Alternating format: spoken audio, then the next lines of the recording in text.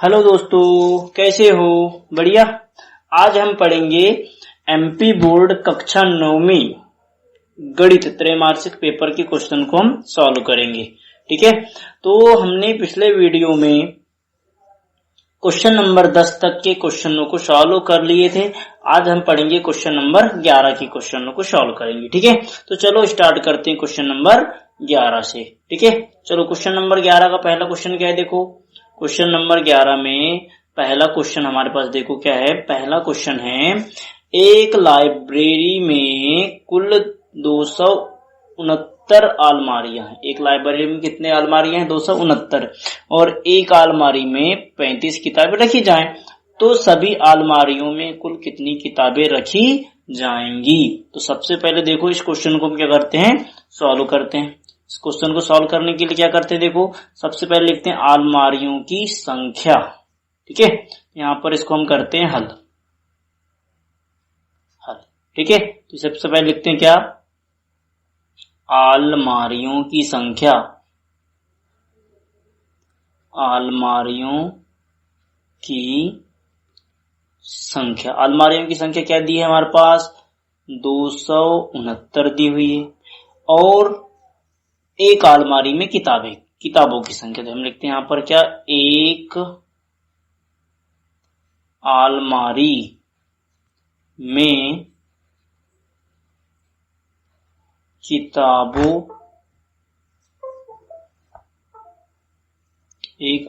में किताबों की संख्या क्या दी है, देखो 35 किताबें दी हुई हैं। ठीक है, तो हमको बताना है कि पूरी अलमारियों में कितनी किताबें रखी जाएंगी। तब सभी अलमारी में कुल किताबें बराबर क्या करेंगे, दोनों का गुणा कर देंगे। तो क्या हो जाएगा, 269 गुणा 35, आपस में गुणा कर दो तो आंसर आ जाएगा। तो 5 का गुणा 9 पाना 45 की 5 हासिल का 4। ठीक है, और 6 पंचे 30 और 4 34 की 4 हाथ का ही 3 और 5 दूनी 10 और 3 13। इसके बाद क्या करोगे, 3 का गुणा करो तो 9 तिया 27 बच्चा 2 क्षेत्री 18 और 2 20, फिर से 2, फिर 3 दूनी 6 और 2 8। अब इसको सॉल्व कर लो तो 5 7 4 11, यहाँ हो जाएगा 4 और यहाँ पे हो जाएगा 9। तो 9415 किताबें। तो हम आंसर में क्या लिखेंगे, अतः सभी अलमारी में कितनी किताबें रखी जा सकती है, देखो में 9415 किताबें रखी जाएंगी। ठीक है, इस प्रकार से क्वेश्चन को हम सॉल्व करते हैं। ये क्वेश्चन नंबर हुआ 11। अब इसका अथवा क्वेश्चन सॉल्व करते हैं। ठीक है, इसका अथवा क्वेश्चन क्या है, देखो इसका अथवा क्वेश्चन है, देखो इसका अथवा क्या बोल रहा है, संख्या 5186 में, संख्या 5186 में एक संख्या जोड़ने पर इतनी प्राप्त होती है। तो वह संख्या ज्ञात कीजिए। किसमें, देखो इसको हल करते हैं। हल प्रश्नानुसार क्या बोल रहा है कि कोई संख्या है कि 5186 में कोई संख्या को जोड़ते हैं तो वो संख्या नहीं पता, तो वो संख्या मान लो x है। तो जोड़ने पर कितना प्राप्त होता है, 9351। तो हमको x का मान ज्ञात करना है, वह संख्या ज्ञात कीजिए। तो पक्षांतर कर दो तो 9351 में क्या घटाना है, 5186 घटा देंगे। ठीक है, तो घटा दो तो यहाँ पर 9315 में 5186 को घटाना है।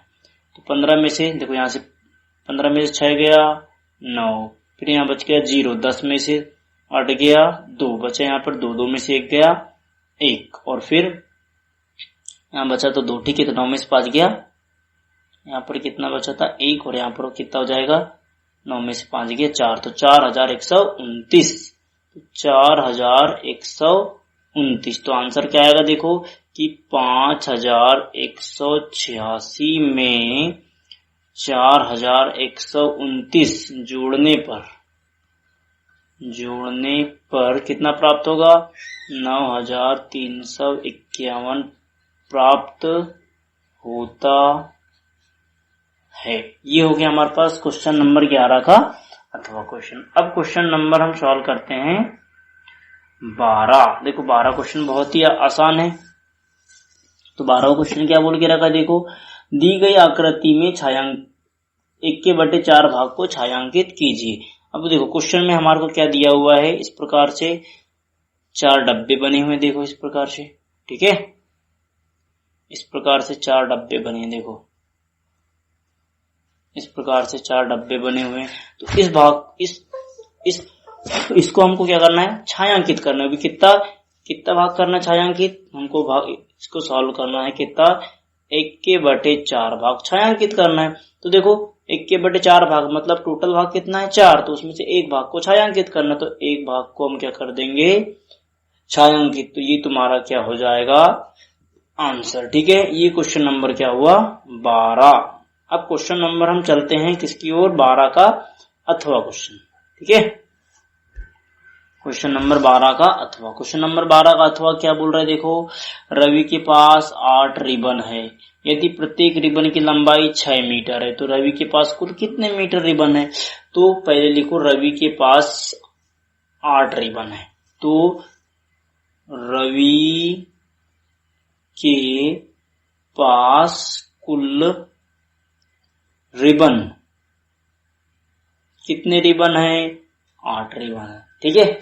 अब प्रत्येक की लंबाई, एक रिबन की लंबाई बोल रहा है, प्रत्येक मतलब एक रिबन की लंबाई, एक रिबन की लंबाई क्या दी है हमारे पास, दी है एक रिबन की लंबाई 6 मीटर दी है, 6 मीटर। तब क्या करेंगे हम, तब कुल रिबन की लंबाई, रिबन की लंबाई तो हम ज्ञात करके आना रिबन की लंबाई। तो क्या करेंगे हम, देखो एक रिबन की लंबाई कितनी है 6 मीटर, तो 8 रिबन, तो 8 में किसका गुणा कर देंगे 6 का, तो कितना जाएगा 8 छिंग 48 मीटर, क्या हो जाएगा 48 मीटर।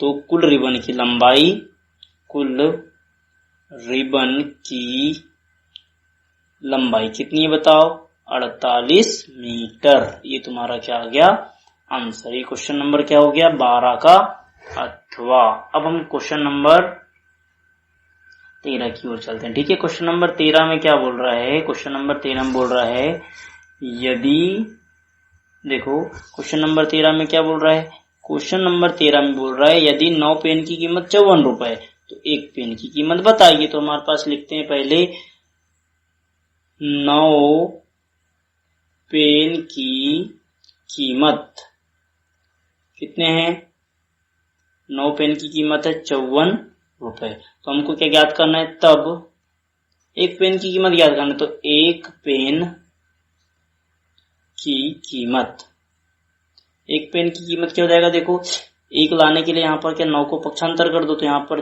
54 के बटे क्या जाएगा 9, मतलब हमको 54 में 9 का क्या करना है भाग देना है। तो कितनी बार जाएगा, देखो 9 45, 9 छिंग 54, तो आंसर कितना जाएगा इसका 6 कीमत है ना। तो यहाँ पर क्या लिखेंगे, एक पेन की कीमत कितने रुपए है 6 रुपए है। इस प्रकार से हम क्वेश्चन नंबर 13 को सॉल्व कर सकते हैं। अब क्वेश्चन नंबर 13 का अथवा।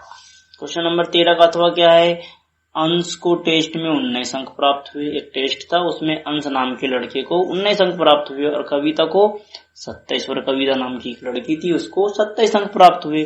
तो बताओ अंश को कविता से कितने अंक कम प्राप्त हुए। तो यहाँ पर लिखते हैं पहले अंश के टेस्ट में नंबर, इसको हम करते हैं हल, ठीक है। तो यहाँ लिखते हैं पहले हम क्या, अंश के, है ना, अंश के टेस्ट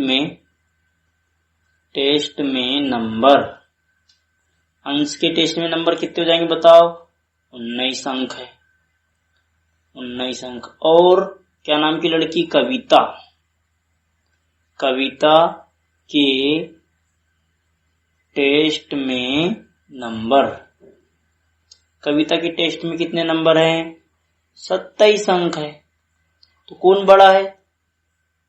किसके ज्यादा नंबर आए? 27 के आए, मतलब कविता क्या है? तब कितने ज्यादा आए तो इसके लिए घटाना पड़ेगा। तो 27 ऋण क्या कर दोगे? 19। तो 17 में से 9 गया, 17 में से 9 घटाएंगे तो कितना जाएगा? 8। ठीक है, 17 में से यदि हम क्या कर दे?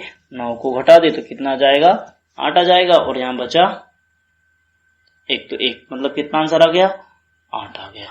आंसर क्या जाएगा? 8। तो कविता से कितने नंबर कम है? 9 नंबर कम है। तो आंसर में क्या लिखोगे कि अंश को कविता से कितने नंबर? 9 नंबर या 9 अंक, चलो अंक लिखो, 9 अंक कम प्राप्त हुए। ठीक है, ये हो गया 13 का अथवा। अब हम करते हैं क्वेश्चन नंबर 14। देखो क्वेश्चन नंबर 14 क्या बोला है? क्वेश्चन नंबर 14 बोल रहा है कि क्वेश्चन नंबर 14 क्या बोल रहा है? देखो हमारे पास बॉक्स में ये बड़ा का चिन्ह, छोटा का चिन्ह और बराबर का निशान लगाइए। तो हमारे पास संख्या क्या है? देखो इसमें एक संख्या है हमारे पास है, देखो 55 के बटे 100, और यहाँ पर हमारे पास एक बॉक्स है और है हमारे पास 56 के बटे 100। इसमें से कौन सी बड़ी संख्या है ये बताना है। तो सीधी सी बात है, जिसका देखो इसके हर तो बिल्कुल बराबर है, हर क्या है? बिल्कुल बराबर है। अब देखो इसके अंश, जिसका अंश बड़ा होगा वही संख्या क्या होगी? बड़ी होगी, सीधी सी बात है। तो यहाँ पर इसको अगर से तुमको बड़ा छोटा बताना है तो देखो जिधर की ओर मुंह खुला, जैसे कि यहाँ पर देखो इस साइड मुंह खुला है तो ये जिस साइड मुंह खुला होता है वो बड़ा होता है। जैसे कि यहाँ पर हम लिखेंगे 4, 5 से बड़ा, तो देखो बड़ी संख्या तरफ मुंह खुला होता है। ठीक है, अब देखो दोनों को यदि हम सॉल्व करते हैं, जैसे हमारे पास क्या है? 55 के बटे कितना है? 100 है, और 56 के बटे 100 है। वैसे तो ये वाली संख्या ही बड़ी है, देखो ये संख्या बड़ी है, लेकिन इसका पता लगाने तो कैसे करोगे? इसका पता लगाने के लिए कुछ नहीं करो, तिर्यक गुणा करो। 55 का 100 में गुणा करोगे तो कितना जाएगा? ये 5500 आ जाएगा, और 56 का गुणा 100 में करोगे तो कितना जाएगा? 5600। कौन सी संख्या बड़ी है? 5600 संख्या बड़ी है, तो ये वाली संख्या क्या हो जाएगी? बड़ी। मतलब इसका गुणा इससे कर दो और इसका गुणा इससे कर दो, तो जिस साइड की संख्या बड़ी तो वही संख्या क्या जाएगी? बड़ी। तो ये 5600 है, तो जो इसका आंसर क्या जाएगा? 56 के बटे 100, मतलब ये बड़ा है, तो इस प्रकार से इसमें ये चिन्ह आएगा। तो ये क्या आ गया तुम्हारे पास आंसर? ये क्वेश्चन नंबर क्या हो गया? 14। अब इसका अथवा क्वेश्चन क्या है? देखो 6000 में 8 का स्थानीय मान, तो हम लिखते हैं यहाँ पर, इसको हल करते हैं। ठीक है, अब ये तो क्वेश्चन बहुत ही आसान है। 6789 में पहले हम 8 का निकालते हैं। ठीक है, पहला नंबर करके लिखते हैं, में 8 का स्थानीय मान। 8 का स्थानीय मान क्या होगा? देखो 8 कितने नंबर में है? दूसरे नंबर में, तो 8 के बाद कितनी संख्या है? एक संख्या, तो कितना जाएगा यहाँ पर? 8 गुणा 10, कहने का मतलब हो जाएगा यहाँ पर 80। ये आ गया 8 का स्थानीय मान 80। फिर इसके बाद दूसरा क्या है इसी में? 6 का स्थानीय मान, तो हम लिखेंगे 6789 में 6879 में 6 का स्थानीय मान। तो स्थानीय मान क्या होगा? देखो यहाँ पर 6 के बाद कितनी संख्या है? 3 संख्या है, तो 6 के बाद कितने शून्य लगा दो? 3 शून्य लगा दो, तो ये तुम्हारे क्या आ गए? आंसर। इस प्रकार से क्वेश्चन नंबर 14 का अथवा क्वेश्चन को हम सॉल्व कर सकते हैं। अब यहाँ पर हमारे पास क्वेश्चन है क्वेश्चन नंबर कौन सा है? 15। क्वेश्चन नंबर 15 क्या बोल रहा है? देखो क्वेश्चन नंबर 15 बोल रहा है कि क्वेश्चन नंबर 15 क्या बोल रहा है? नीचे दी गई आकृति को के छायांकित और अछायांकित भाग के दशमलव रूप लिखिए। तो सबसे पहले तो हम देखो डब्बे, टोटल डब्बों की संख्या गिन लेते हैं। देखो 1 2 3 4 5 6 7 8 9 10। इस साइड में 10 डब्बे हैं। 1 2 3 4 5 6 7 8 9 और ये 10। देखो 10, तो इधर पे 10 और इधर पे 10, तो 10 10 कितने डब्बे हो गए यहाँ पर? टोटल 100 डब्बे हो गए। कितने डब्बे हैं? 100 डब्बे हैं हमारे पास। अब इसमें देखो पहले अछायांकित भाग। छायांकित भाग का मतलब जो काले कलर है और जो सफेद कलर में है वो अछायांकित भाग है। ठीक है, तो छायांकित भाग देखो पहले 1 2 3 4, इधर भी 4, इधर भी 4, इधर 4 चौके 16। ठीक है, 4 चौके कितना हो जाएगा? 16। और यहाँ पर देखो 1 2 3 4, 4 मतलब कितने हो गए? टोटल 20 डब्बे हो गए। तो सबसे पहले हम करते हैं छायांकित भाग। ठीक है, तो छायांकित भाग के लिए, छायांकित भाग के लिए देखो हमारे पास टोटल कितने हैं? 100 डब्बे हैं। उसमें से छायांकित कितने हैं? 20 है। अब हमको 20 में किसका भाग दे देना है? 100 का। तो कितना आएगा बताओ? 0.20।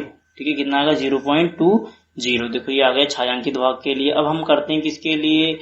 अछायांकित भाग के लिए करते हैं। छायांकित भाग के लिए करते हैं। तो अछायांकित भाग के लिए देखो के लिए क्या हो जाएगा? देखो अछायांकित भाग की संख्या कितनी है? देखो टोटल 100, टोटल कितने हैं? 100 है, जिसमें से 20 तो छायांकित है। तो अछायांकित कितने होंगे?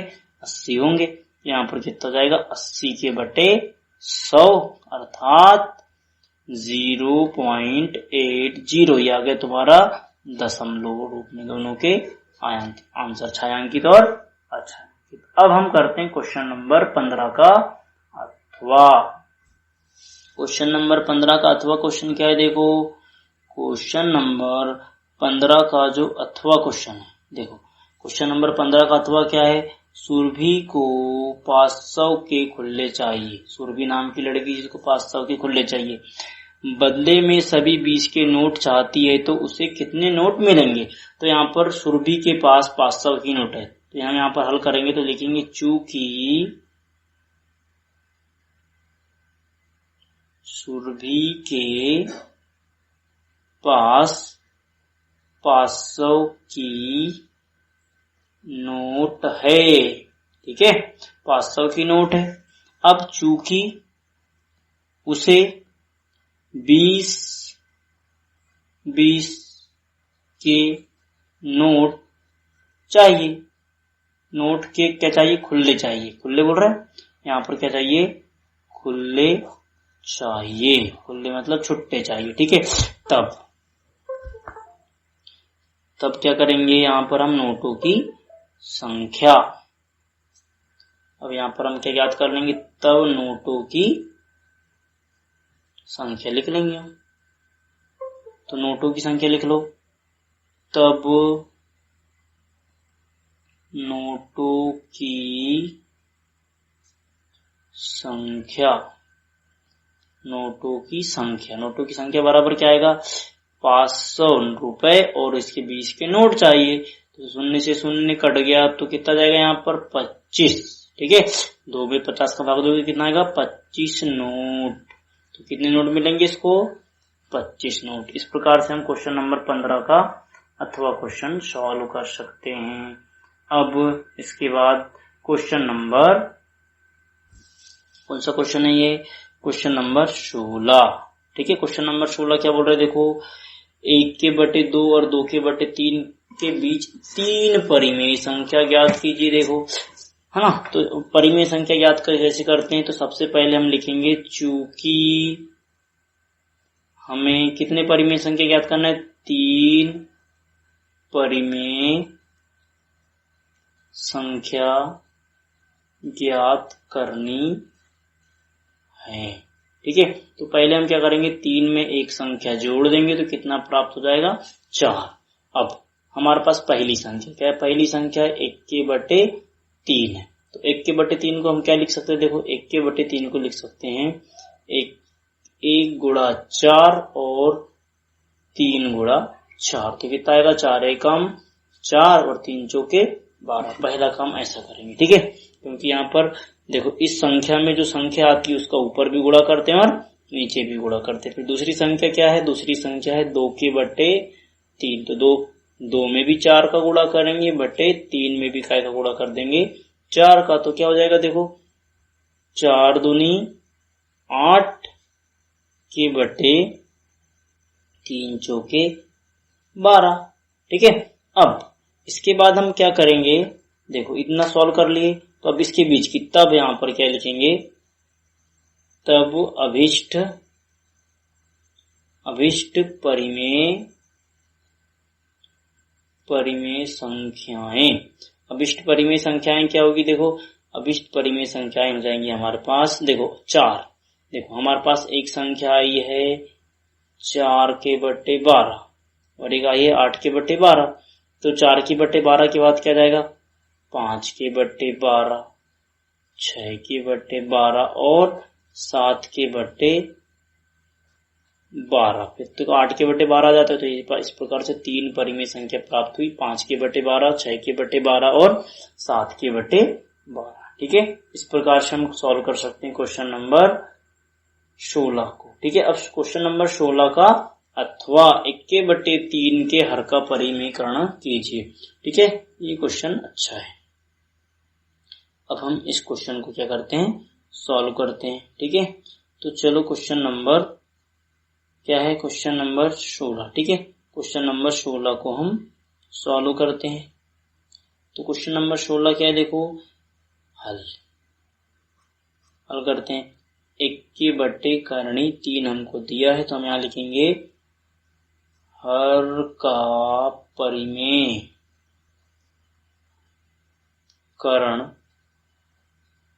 करने पर, तो हर का परिमेयकरण करेंगे तो कितना आएगा, देखो जैसे ही हम हर का परिमेयकरण करेंगे तो देखो 1 के बट्टे करणी 3 और करणी 3 का ऊपर भी गुणा करेंगे और इस करणी 3 का नीचे भी गुणा करेंगे। अब इसको जब आगे सॉल्व करेंगे तो देखो करणी 3 जैसे का वैसा 1 से गुणा करेंगे, तो करणी 3 से करणी 3 का देखो चूंकि लिख लेंगे करणी a का गुणा करणी a से करते हैं तो कितना प्राप्त होता है a, तो 3 करणी 3 का करणी 3 से गुणा करेंगे कितना आएगा 3, तो ये आ गया तुम्हारे पास आंसर। इस प्रकार से कर सकते हो क्वेश्चन नंबर 16 का अथवा आंसर कितना है 3 के बटे करणी 3 के बटे 3। अब हम करते हैं क्वेश्चन नंबर 17, ठीक है। क्वेश्चन नंबर 17 में क्या बोला है x धन 5 और x धन 10 का गुणनफल ज्ञात कीजिए।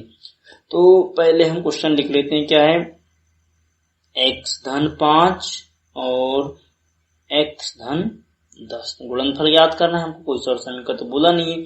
तो इस x का गुणा करेंगे, देखो पहले इस x का गुणा इन दोनों में करेंगे, फिर इस 5 का गुणा इन दोनों में करेंगे। तो कर दो पहले x का गुणा x धन 10 में, बीच में क्या का चिन्ह है धन का, फिर इस 5 का गुणा करना है x धन 10 में। तो सॉल्व करेंगे तो क्या आएगा, देखो x का गुणा x से करेंगे तो x का वर्ग धन x का गुणा 10 से करेंगे तो कितना हो जाएगा, ये 10x धन 5 का गुणा x से करेंगे तो कितना हो जाएगा 5x धन 5 का गुणा 10 से करेंगे तो 5 धाम 50। तो कितना आ गया देखो आंसर x की घात 2, 10x और 5x कितना हो जाएगा बताओ 15x प्लस 50। तो ये आ गया तुम्हारा आंसर, ठीक है। इस प्रकार से क्वेश्चन नंबर 17 को सॉल्व कर सकते हो। अब क्वेश्चन नंबर है 17 का अथवा, ठीक है, गुणनखंडन कीजिए बोल रहा है। तो गुणनखंडन कैसे करना है, देखो x की घात 2 ऋण 25y का वर्ग है, इसका हमको क्या करना है गुणनखंडन करना है, ठीक है। तो हम इसको हल कर लेते हैं।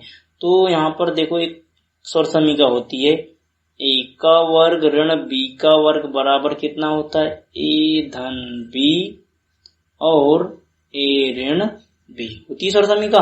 तो अब देखो तुलना करो a का मान, तो a का मान क्या दिख रहा है, तुलना करोगे तो दिख रहा है x, और b का मान क्या दिख रहा है, b का मान मतलब 5 और यहाँ पर है y, तो क्योंकि 25 का वर्ग है 5 का वर्ग है तो 5y हो जाएगा। तब मान रख दो, तब तब क्या हो जाएगा हमारे पास क्या हो जाएगा, देखो x का वर्ग ऋण 5y का वर्ग,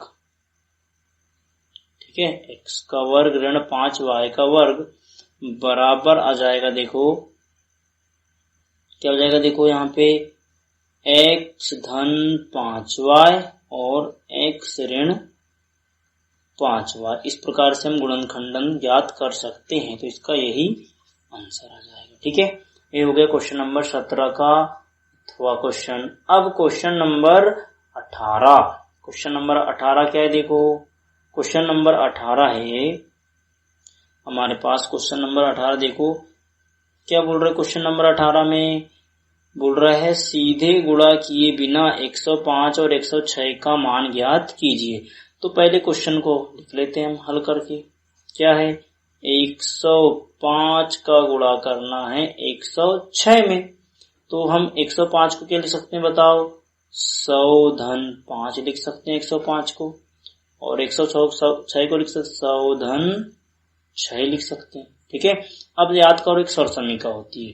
सरसमीका क्या होती है, एक सरसमीका होती है x धन a x धन b बराबर x का वर्ग धन a धन b x धन a b, ये एक सरसमीका होती है। तो यहाँ पर देखो x का मान कितना है, 100 है, a का मान कितना दिख रहा है, 5। देखो तुलना करो, x का मान 100, a का मान 5 और b का मान कितना दिख रहा है, 6, तो b का मान है 6। अब सरसमीका में मान रख दो, तो 100 धन 5 और 100 धन 6 बराबर मान रख दो, तो x का मतलब 100 का वर्ग हो जाएगा ये।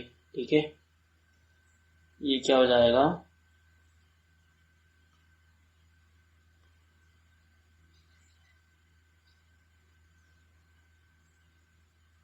ये हो जाएगा 100 का वर्ग हो जाएगा।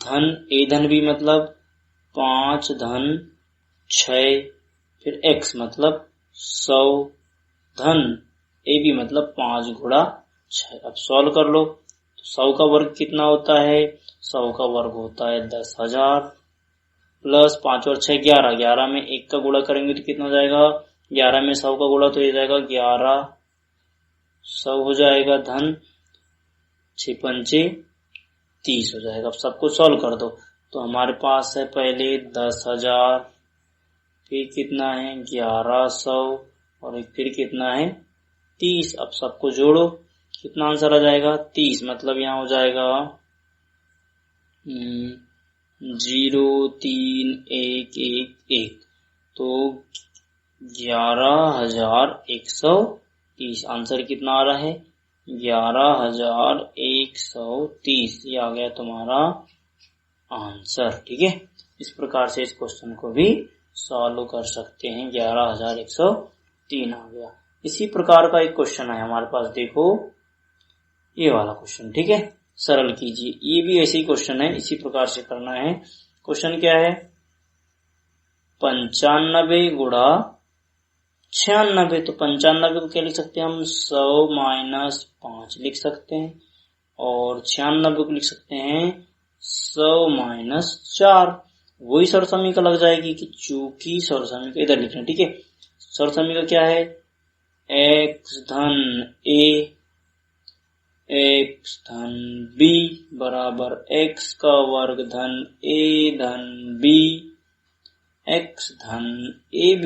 अब सरसमीका में हम रख देते हैं मान, तो यहाँ पर x का मान कितना दिख रहा है, देखो 100, तो कितना हो जाएगा ये 100 का वर्ग धन a धन b, तो a का मान है -5, धन b का मान है -4 और x का मान है 100 धन -5 और माइनस का 4। सॉल्व कर लो इसको, 100 का वर्ग तो 10,000 ही होगा।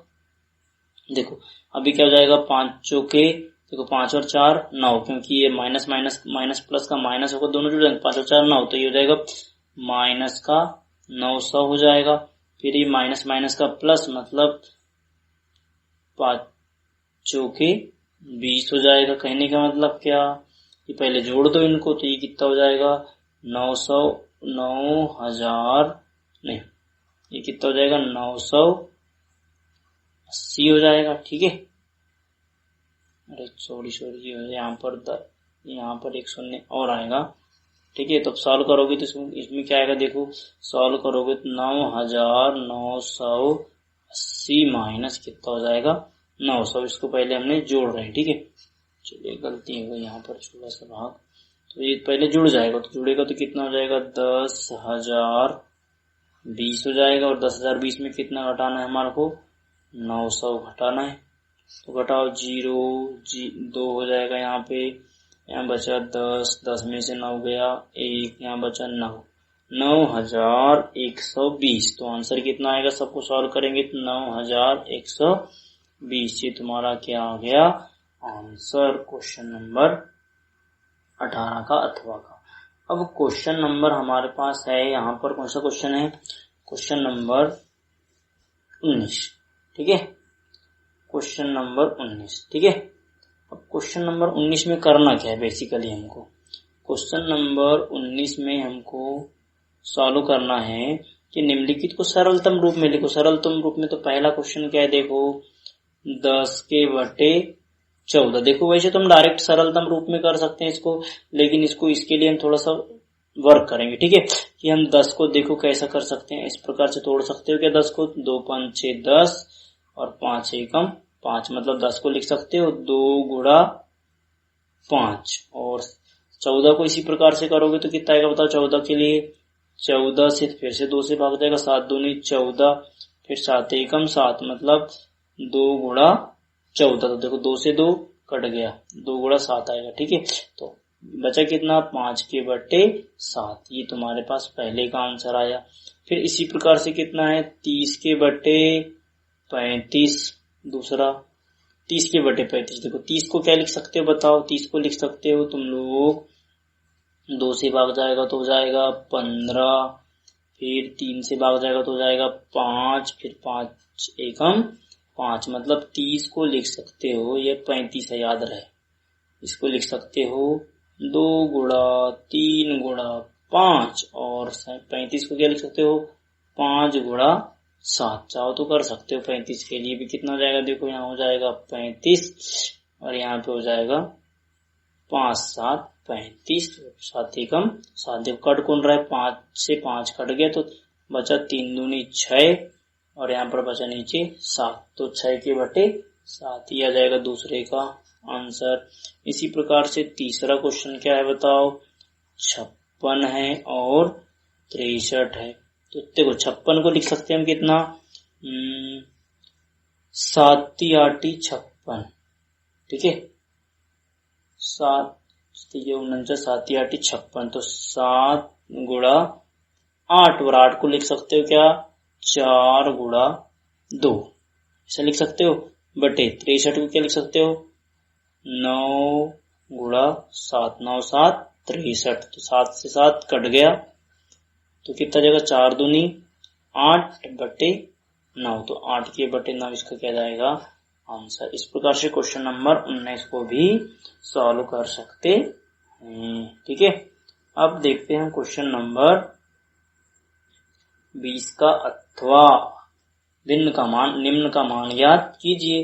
तो यहाँ पर क्या बोला है देखो, पहला क्वेश्चन है 42 का 1/6, तो का मतलब तो होता है गुणा, तो 1/6, तो 1/6 में गुणा करोगे तो 6 7 42, तो कितना जाएगा 7, ये आ गया तुम्हारा आंसर। फिर दूसरा क्वेश्चन क्या है 32 का 1/4, तो 32 मतलब 8 चौके 32 हो जाएगा, देखो 4 8 32 हो जाएगा, तो यहाँ पर 8 आ गया इसका आंसर। और क्या बोल रहा है 100 का 10वां भाग, तो 1/4 क्या कर दोगे यहाँ पर 10, तो 100 का 10वां भाग कितना होगा, 1 शून्य से 1 शून्य कट गया, तो आंसर आ जाएगा 10। ये आ गया तुम्हारे पास आंसर। 100 का 10वां भाग कितना होता है 10। ये हो गया 20वें का अथवा।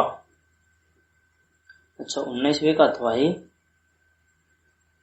ठीक है 19वें का अथवा। अब हम करेंगे क्वेश्चन नंबर 20 का अथवा।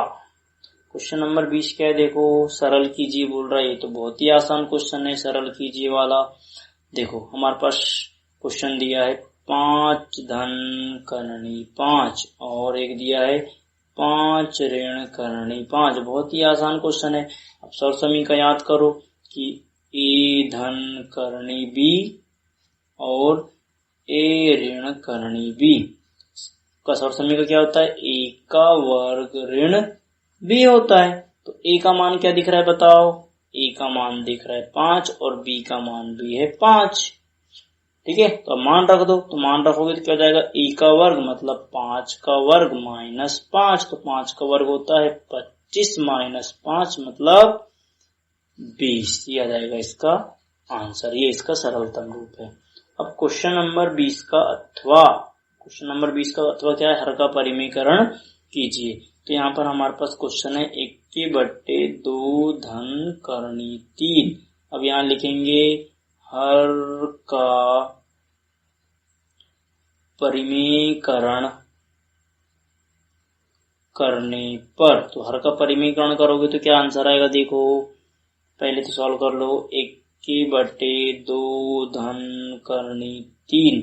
जब भी हर का परिमीकरण किया जाता है तो इस चिन्ह को बदल देते हैं और ऊपर भी गुणा करते हैं और नीचे भी। तो 2 ऋण करनी 3 बटे 2 ऋण करनी 3। हमने क्या किया, देखो यहाँ पर ऋण बदले और गुणा कर दिए।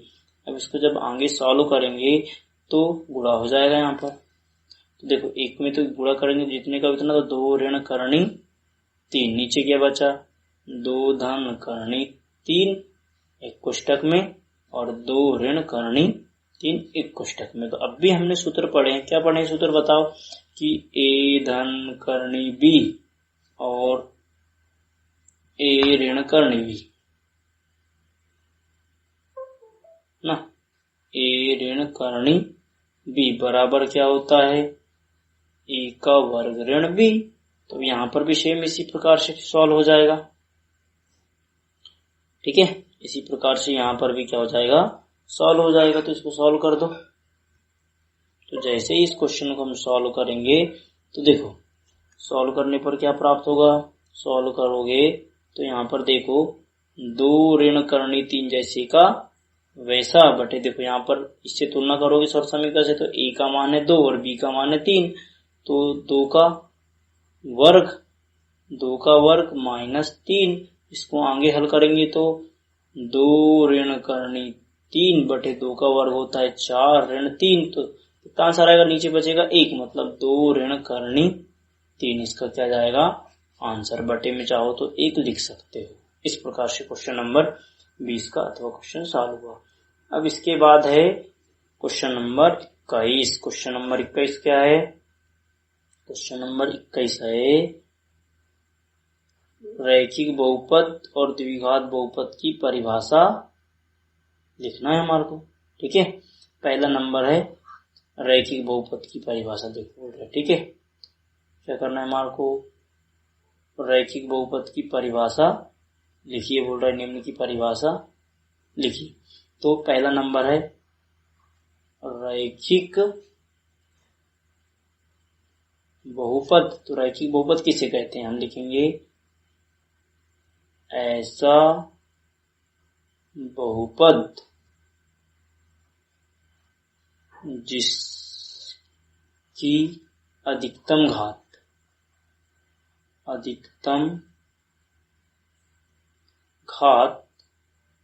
1 होती है।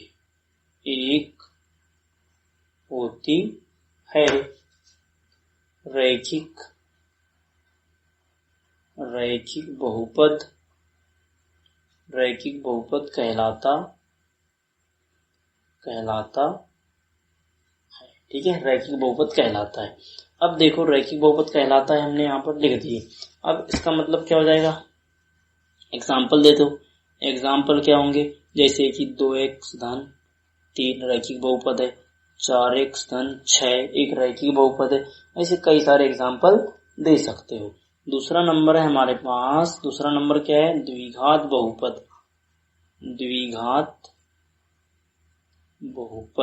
बहुपद द्विघात बहुपद क्या होता है? ऐसा बहुपद जिसकी अधिकतम घात 2 होती है। द्विघात बहुपद कहलाता है।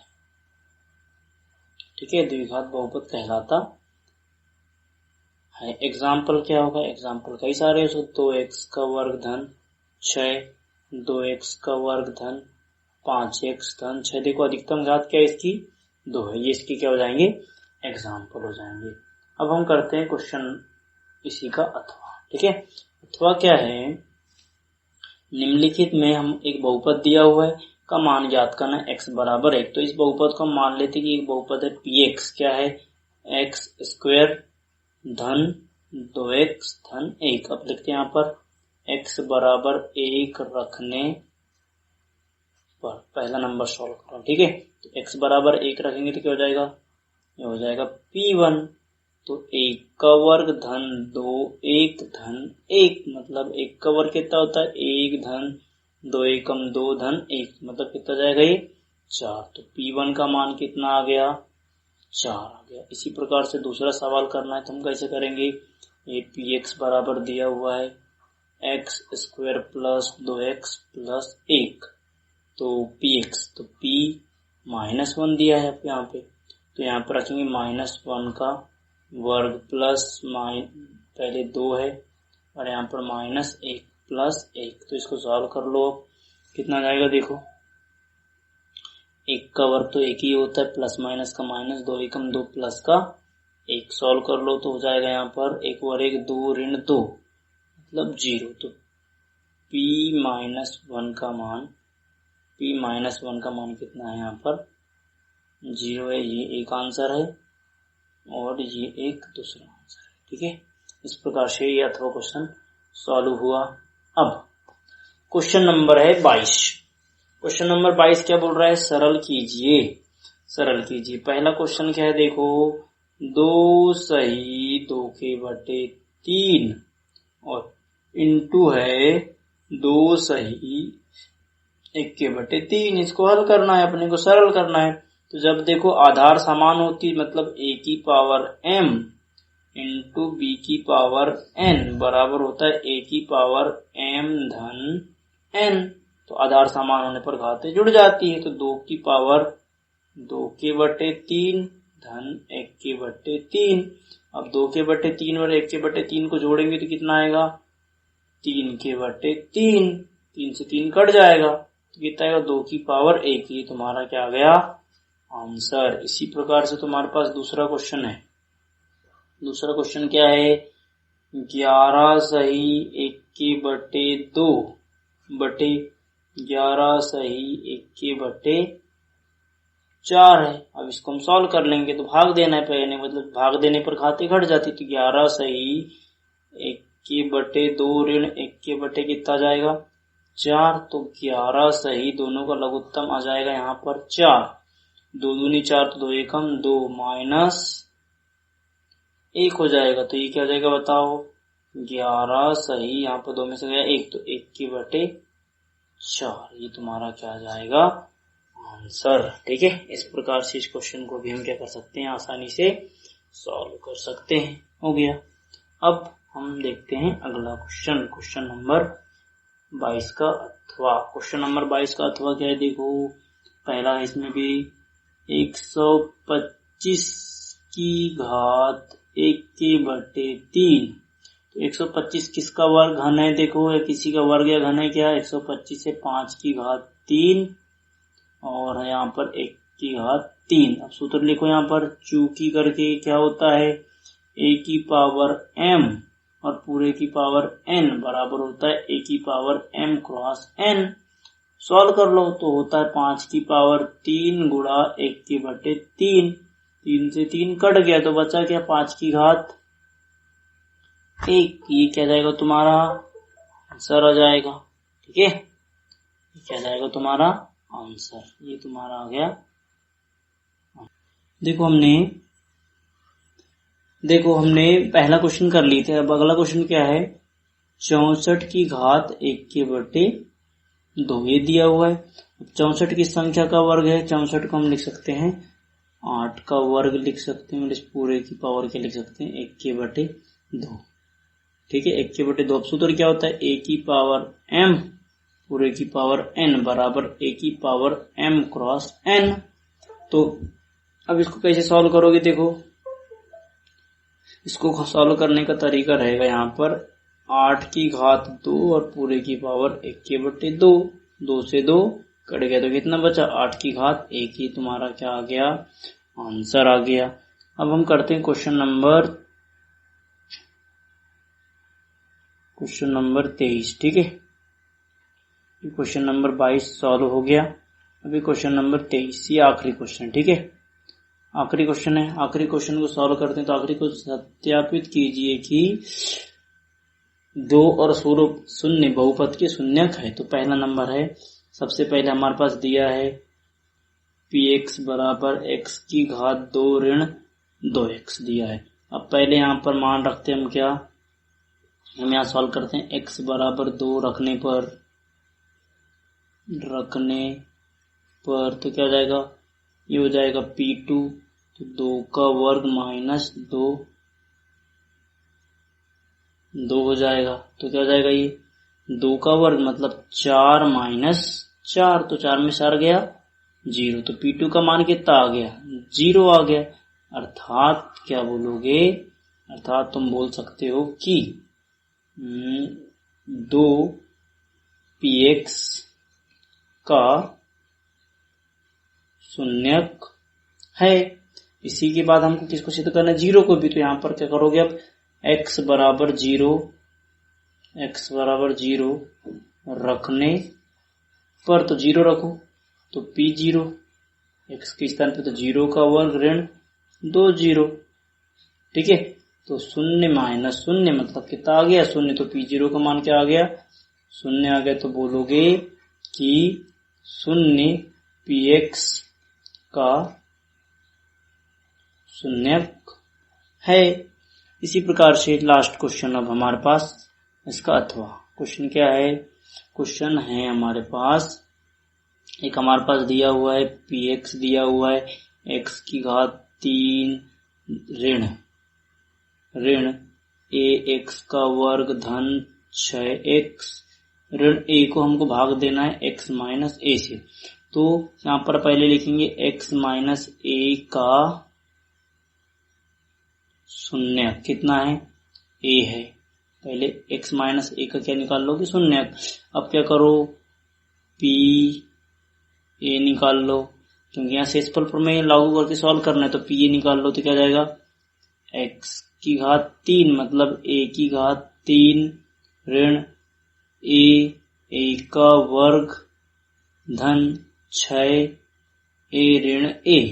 तो क्या हो जाएगा, इसको सॉल्व करोगे तो a की घात 3 ऋण ये भी हो जाएगा a की घात 3 6a और ऋण का a। तो a की घात 3 से a की घात 3 कट गया तो बचा गया 6a में से a घटाओगे तो 5a। तो 5a तुम्हारा क्या है, आंसर है। ठीक है, इस प्रकार से क्या इसको ज्ञात कर सकते हैं हम, शेषफल।